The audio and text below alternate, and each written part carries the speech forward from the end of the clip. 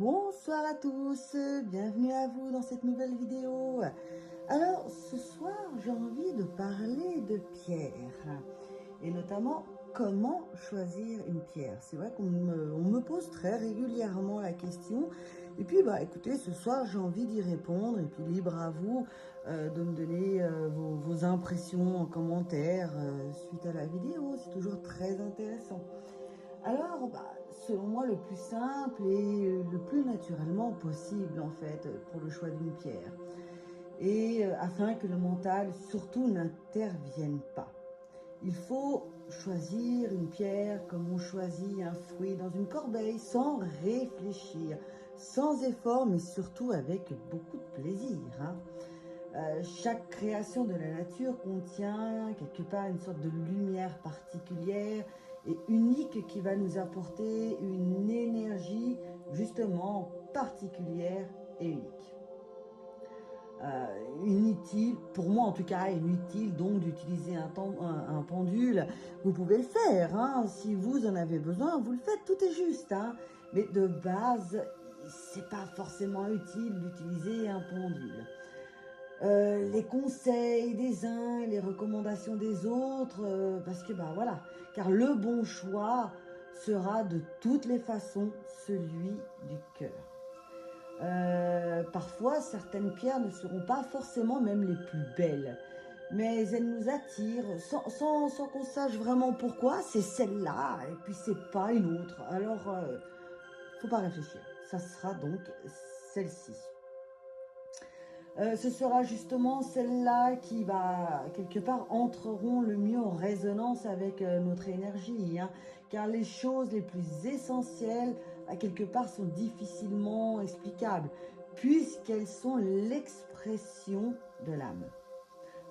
Cependant, dans le cas, par exemple, d'une pathologie, il existe effectivement des pierres précises susceptibles d'apporter un soulagement, mais de toute façon, quoi qu'il arrive, il faudra choisir celle qui nous parle et le plus sans mentalisation. Que ce soit une pierre sous forme de galet, que ce soit sous forme de pierre roulée. Disons que le galet, il faut dire ce qui est, c'est quand même plus pratique. Hein, pierre roulée, petite pierre roulée, pierre brute. Je n'ai pas la chatoukite. Ça, c'est une chatoukite. Je l'ai aussi en pierre roulée, mais voilà, je ne l'ai pas sortie. On a aussi l'améthyste, qu'on peut trouver en pierre roulée, en pierre plate, chevron, cristal. On a aussi la tourmaline, pierre que j'affectionne tout particulièrement. Là, elle est vraiment façon brute, hein. Cristal de roche, façon sphère. Alors, je l'ai en bien plus grosse aussi. On a le quartz fantôme en sphère. On a la pierre de lune noire, pierre roulée. Pierre pour aussi l'intuition.